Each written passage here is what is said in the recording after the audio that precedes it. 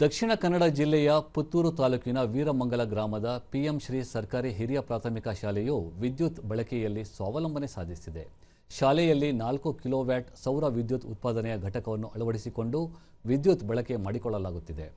ಉಳಿಕೆ ವಿದ್ಯುತ್ ಅನ್ನು ಮೆಸ್ಕಾಂಗೆ ಮಾರಾಟ ಮಾಡುತ್ತಿರುವುದು ವಿಶೇಷವಾಗಿದೆ. ಸರ್ಕಾರಿ ಶಾಲೆಗಳ ಉಳಿವಿನ ಕುರಿತು ಚರ್ಚೆಗಳು ನಡೆಯುತ್ತಿರುವ ಸಂದರ್ಭದಲ್ಲೇ ವಿಶೇಷ ಯೋಜನೆಯೊಂದರ ಮೂಲಕ ಸರ್ಕಾರಿ ಶಾಲೆಯೊಂದು ಗಮನ ಸೆಳೆಯುವ ಯೋಜನೆ ಕೈಗೆತ್ತಿಕೊಂಡಿರುವುದು ಮೆಚ್ಚುಗೆಗೆ ಪಾತ್ರವಾಗಿದೆ.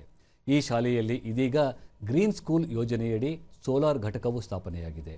ಶಾಲೆಯ ಮೇಲ್ಛಾವಣಿಯಲ್ಲಿ 550 ವ್ಯಾಟ್ ಸಾಮರ್ಥ್ಯದ 7 ಸೋಲಾರ್ ಪ್ಯಾನೆಲ್ಗಳನ್ನು ಅಳವಡಿಸಲಾಗಿದ್ದು ಒಟ್ಟು 4 ಕಿಲೋವ್ಯಾಟ್ ಸೌರ ವಿದ್ಯುತ್ ಉತ್ಪಾದಿಸಲಾಗುತ್ತಿದೆ.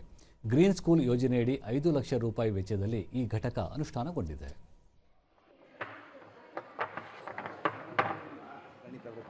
ಗಣಿತ ಪಾರ್ಕ್ ಮಾಡಬೇಕಂತ ಆಸೆ ನಮಗೆ.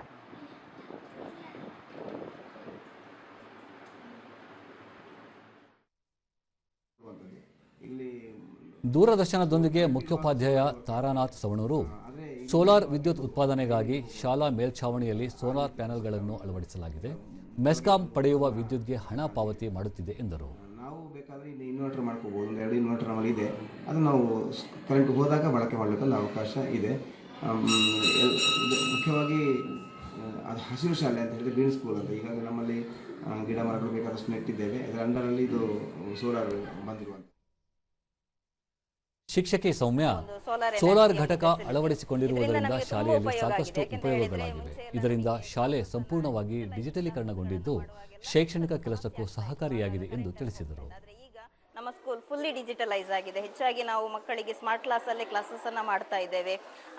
ಟೀಚರ್ಸಿಗೆ ಯೂಸ್ಫುಲ್ ಆಗಿದೆ. ಪ್ಲಸ್ ಮಕ್ಕಳಿಗೆ ಲರ್ನಿಂಗ್ ವಿತ್ ಫನ್ ಅಂತ ಹೇಳುವಂತಹ ಒಂದು ಐಡಿಯಾಸ್ ತುಂಬ ಒಳ್ಳೆ ಸಪೋರ್ಟಿವ್ ಆಗಿ ಸೋಲಾರ್ ಸಿಸ್ಟಮ್ ನಮಗೆ ಹೆಲ್ಪ್ಫುಲ್ ಆಗಿದೆ.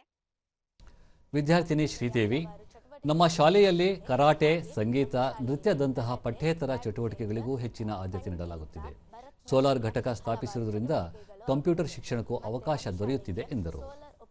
ಇದೆ ಹಾಗೆ ನಮ್ಮ ಶಾಲೆಯು ಹಸಿರು ಶಾಲೆ ಆಗಿದೆ. ನಮ್ಮ ಶಾಲೆ KPS ಶಾಲೆ ಆಗಿದೆ. ಚೆನ್ನಾಗಿ ಆಗ್ತದೆ. ನಮಗೆ ತುಂಬ ಖುಷಿ ಆಗ್ತದೆ. ಇಲ್ಲಿ ಹಲವಾರು ಟೀಚರ್ಸ್ನವರು ನಮಗೆ ಕಂಪ್ಯೂಟರ್ ಕಲಿಸಲಿಕ್ಕಿದ್ದಾರೆ. ಹಾಗೆ ನಮಗೆ ಕ್ರಾಫ್ಟ್ಗಳನ್ನು ಕಲಿಸಿದ್ದಾರೆ.